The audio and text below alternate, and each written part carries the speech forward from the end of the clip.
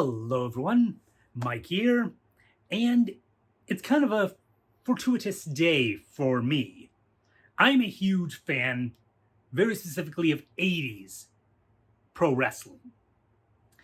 And while browsing Twitter the other day, I happened to find a Twitter account specifically called 80s Wrestling. And this led me to discovering the podcast 80s Wrestling, the podcast, which is just a load of fun for anyone who's a fan of 80s pro wrestling like myself. It's very nostalgic and just, it gives you that feel-good emotion that you get when you're talking about something from your childhood that you love. So it actually worked out that my bit of fantasy booking for today is related to the 1980s wrestling. Now, it's a fairly well-known thing that at WrestleMania 4, when Macho Man Randy Savage became the world champion, the original plan was for Dibiase to win the title, eventually drop it to Savage at SummerSlam, and Savage was going to win the Intercontinental title back from Honky. I don't know if it was going to happen at WrestleMania or if it was going to happen at Saturday Night's Main Event, but either way, Savage was going to get the title from the Honky Tonk Man. Of course, Honky refused to drop the title at that point, so they made changes. Savage became champion, and Dibiase would never win the world title. But what if they actually did go with the original plan of having Dibiase win it and then drop it to Savage at SummerSlam? How would that have gone about? That's where my wonderful imagination comes in. So let's see how I would have put this story together. Now, first and foremost, WrestleMania, Savage is not in the world title tournament because Savage is fighting Honky Tonk Man at WrestleMania for the Intercontinental title, and he wins. Savage takes the title, finishes his story with Honky, and that's done. Now let's get to the tournament. I am making a slight change to the lineup, aside from Savage not being in it. But it's kind of going back to what was originally planned. Because some people may have noticed this if you've seen like this old school wrestling. But originally, the Jake the Snake versus Ravishing Rick Rude match and the Ted Dibiase Jim Duggan match were switched, which would actually put Dibiase Duggan on the opposite end of the tournament from Hogan and Andre. But I think after the change was made to who was going to win, they switched it around. But I'm going to put it back to the way it was. So we're going to start the tournament with Jake Roberts and Rick Rude. Jake wins this match. We're not going to get the time limit draw that they actually had. Jake needs to win this match. I'll explain why he needs to win it in a little bit here, but it doesn't have to be a pinfall. It could very well be a count-out because you want to keep Rude strong. Rude's still pretty fresh, a lot of popularity. Well, maybe popularity is not the right word, but he's very over as a heel. So Jake gets the win, moves on. Second match, Don Morocco, Dino Bravo. Bravo wins, moving on. Third match, Ricky Steamboat, Greg Valentine. That goes exactly like it did in the actual event. Valentine wins. Ricky kind of waves goodbye to the fans because I'm pretty sure this was Ricky's last appearance before going to the NWA. Then we get Butch Reed and what was originally Randy Savage. This is a simple fix. We're going to take Beefcake, who was in the Intercontinental title match. We'll put him in there. Beefcake beats Ron Bass, moves on to the next round. One Man Gang and Bam Bam Bigelow. Now this match gets a draw, but not a time limit draw because Bam Bam Bigelow, One Man Gang, they're not going 15 minutes. That would be even worse than the slow plotting match that we got with Roberts and Rude. So we get like a double count out, double disqualification, something easy. We get both of them out of here.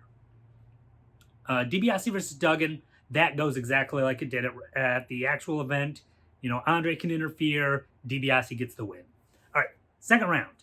We start with Hogan-Andre. Hogan wins this. Potentially by disqualification, potentially getting a pin on Andre. I don't know.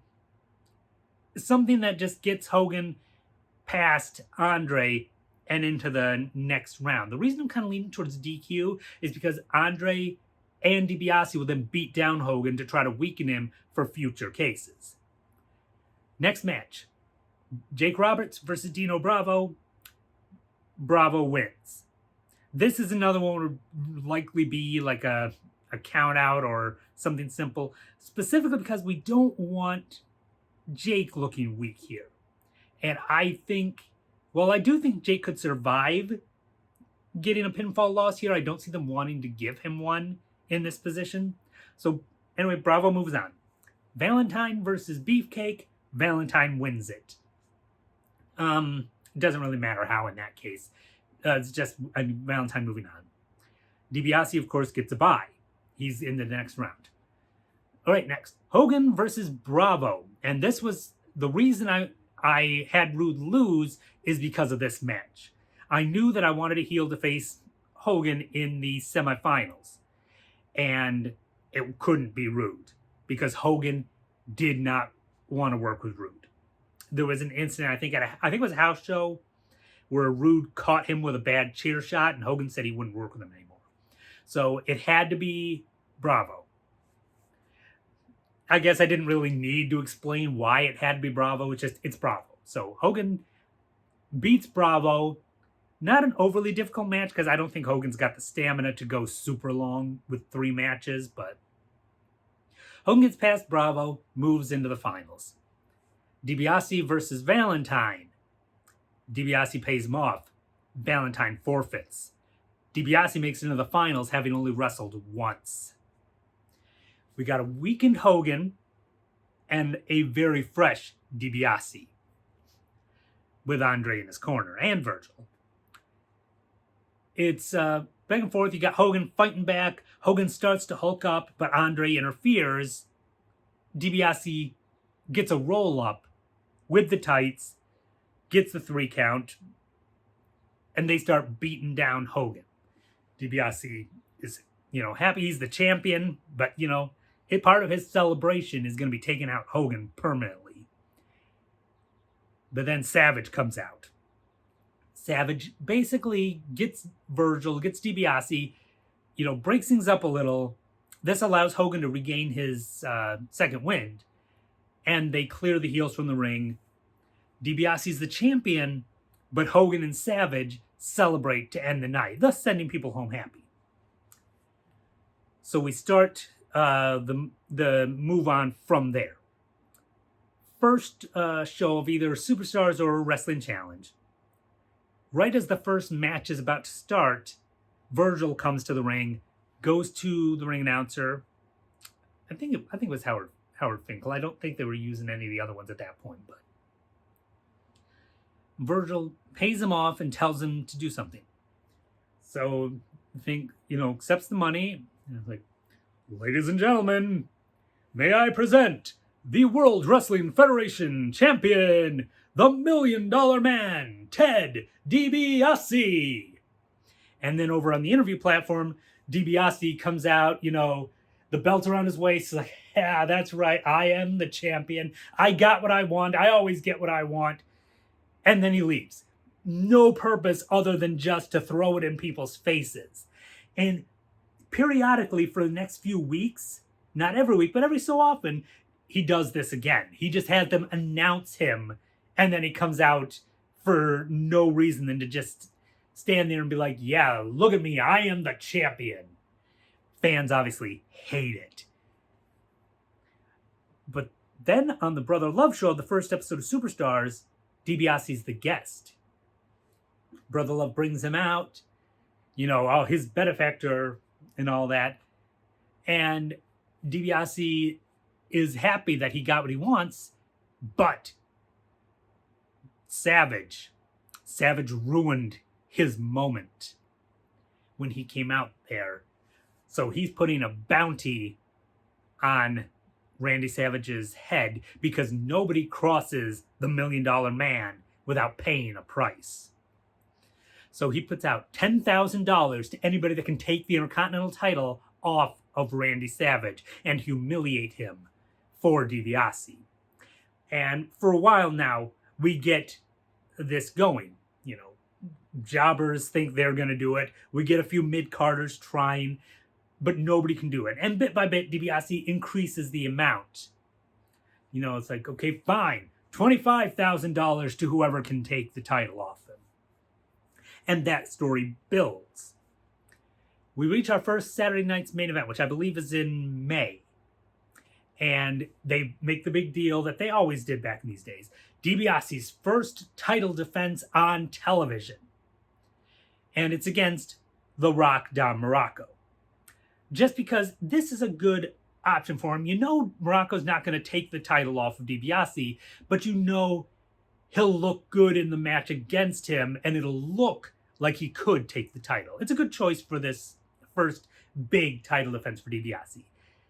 Nothing really major to it. DiBiase gets the win and moves on.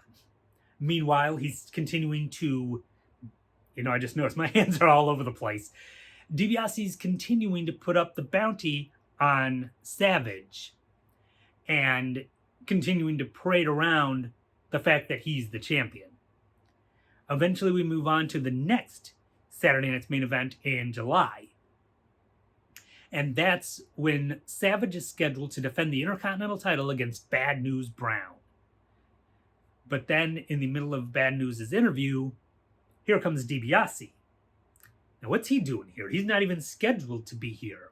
And this is back in the day when if a wrestler wasn't scheduled for a show, as far as the fans knew, he wasn't there. This wasn't like one of those things where everybody shows up, and just hangs out in catering or whatever. In kayfabe, if you weren't scheduled, you weren't there. So everyone's like, well, why is DiBiase here? He's not scheduled. Well, DiBiase comes to Bad News Brown, and tells him, hey, you've got this opportunity tonight. $100,000 if you take that title off of Savage. And of course, Bad News Brown's just like, I don't care about your issues with him. I don't care about you. But if you want to pay me to do what I'm going to do anyway, why am I going to turn that down? So Bad News goes out. We got Bad News Brown versus Randy Savage for the Intercontinental title. And it's back and forth match. Middle of match, DiBiase comes out. He goes over to Elizabeth and he tries to offer her some money. And of course, Elizabeth just looks concerned and afraid, pretty much like she always looked. Well, Savage, he ain't having none of this. He gets out of the ring, kind of runs DiBiase back into the aisleway, gets back in the ring, but is still looking at DiBiase, yelling at him to stay away from Elizabeth. Brown comes up from behind, hits the ghetto blaster, covers Savage. 1, 2, 3, new Intercontinental Champion, Bad News Brown.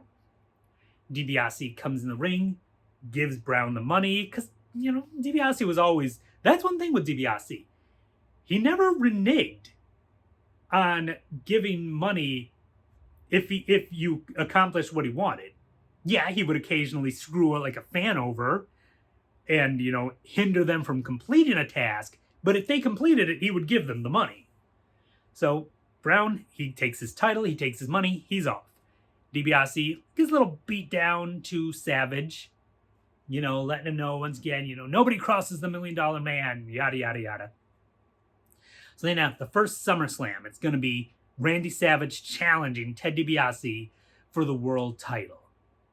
So DiBiase comes out for an interview during one of the shows and reminds Savage that he always gets what he wants and he always has insurance. That's when he brings out Andre the Giant, who's going to be in his corner at SummerSlam when he faces Randy Savage. The next week, Savage is being interviewed. He comes out and he points out that he's not stupid. He knows what it means to have Andre in DiBiase's corner. Well, he's not going out there at SummerSlam on his own. And he announces that in his corner will be Hulk Hogan, coming back from filming No Holds Barred. So Hogan comes out, and we got the Mega Powers together for this. We get to SummerSlam.